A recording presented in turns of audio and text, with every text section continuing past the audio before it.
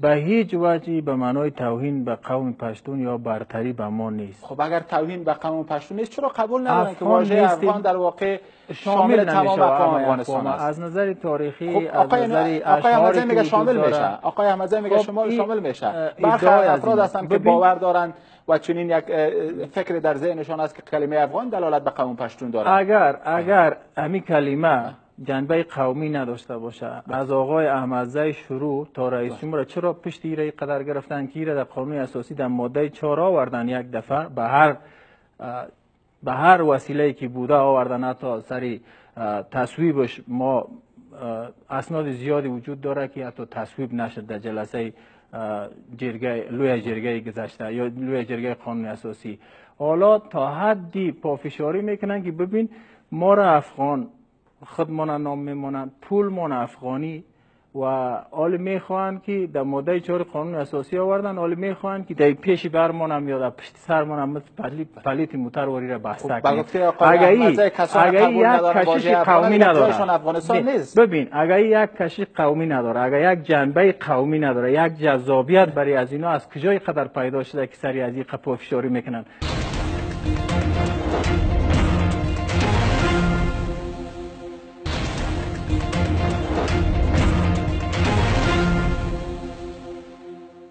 تذکره 34 کشور اسلامی را شما ببینین، جمهوری اسلامی سعودی مثلا، جمهوری اسلامی ایران، نام است، ولد است، 11 مشخصه فرد است، دیگه چیزی به نام ملت در اوج وجود نداره. ولی چرا تذکره یک سندی است که در داخل کار میکنه. ما در افغانستانی بودن هیچ مشکل نداریم، ما افغانستانی هستیم، اما افغان نیستیم به خاطری که خدا ما را تاجیک خلق کرده، اینا را افغان خلق کرده. آقای نامی، به این دلیل ما افغان نیستیم، این خود گناه ما نیست، این خدا مو تو کرده دیگه. نشانه‌های خدا که دغدغه اصلی مردم افغانستان ناامنی، فقر و بیکاری و نان است، دامن زدن این بحثات چه کمک به حال مردم افغانستان از برای خدا شما ببینین، آلی اگر داعش از طالب است، آلی من دیگه از تاجیک بودنم انکار کنم، ما بگم دیگه تاجیک نیستم به خاطر که طالب از بین بره و اینم باور داشته باشین. این همین شما اگر اینقدر به هویتتان ایستادگی دارین، چرا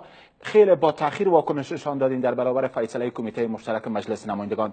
10 روز پس از این فیصله شما صدایتان بلند شد. ما از روز اولی که قانون ثبت اول نفوذ آمده، از امروز روز تا به امروز گفتیم که شما در خلقت خدا قانون در قانون اساسی هم مشکلات زیاد وجود داشته. 36 مورد قبول ندارین، اما حرفای آقای احمدزی شما اگر اجازه بدین 36 مورد در قانون اساسی بعداً آمده که جرگه قانون اساسی را تصویب نکرده و این اسناد پیشی 8-9 نفر از مردمای سرشناس هنوز وجود داره که از جمله کلمه افغان هم در اونجا توافقی نبوده. 36 مورد اختلافی بوده و با وجودی که اختلافی بوده تصویب شده، هر دلیلی که بوده. جهل صورت گرفته در این بخصوص سر کلمه افغان گپ میزنم. کلمه افغان مشکلی اساسی اقوام افغانستان دمی است که کلمه افغان همه را شامل نمیشه و به قول احمدزی صاحب و تمام قومای پشتون همه را شامل میشه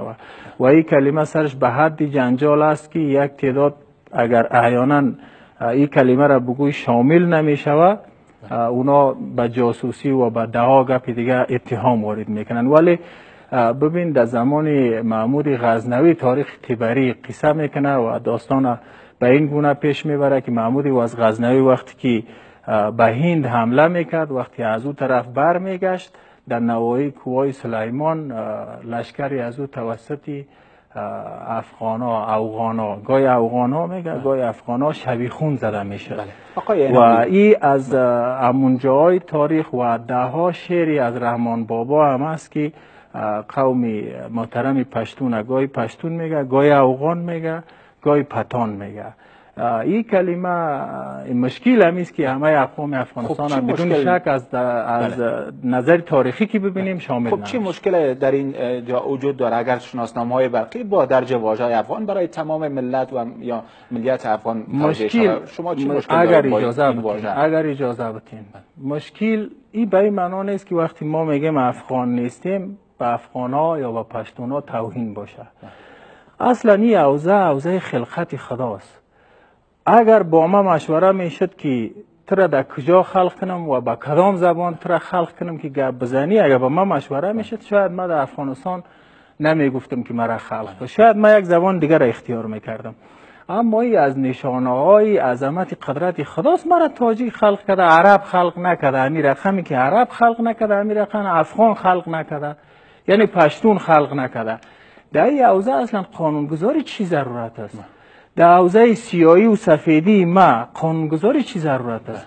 در حوزه انسانیت و در حوزه اجتماع و در حوزه برخورد با یکدیگر همزیستی مسالمت آمیز نسبت ما به اداره حقوق اتباع ما قانونگذاری ضرورت است. اصلا در هویت ما که ما پشتون باشم، ما تاجیک باشم، ما ازبک باشم، ما هزاره باشم، چی ضرورت است که قانونگذاری صورت بگیره؟ حالا ببین اینجا یعنی ضرورت و درج واژه افغان در شناسنامه وقتی وجود نداره. شما ببینید یک نوع برخورد قومی از قاعده تا رست در این مورد صورت میگیره. ما وقتی قانون تصویب کردیم برای رئیس جمهور روان کردیم، قانون از شورا تصویب کردیم. رئیس جمهور افغانستان گفت که بنا به ملاحظات اجتماعی من را توضیح کرده نمیتونم. حالا نیم بند یک فرمان در حد 30% هم مشروعیت نداره، حالی آماده است که رئیس جمهور تذکیره بگیره. رئیس جمهور ما امیر پرسان میکنم که رئیس جمهور کلی افغانستان است یا رئیس جمهور یک قوم؟ اگر رئیس جمهور افغانستان است، یک جنجال اجتماعی پیدا شد توضیح نکرد در گذشته، دو با وجود قانون که رئیس جمهور با روی کرده قومی برخورد کرده در برابر اینمیجا امتحان سختی رئیس جمهور در پیش روز.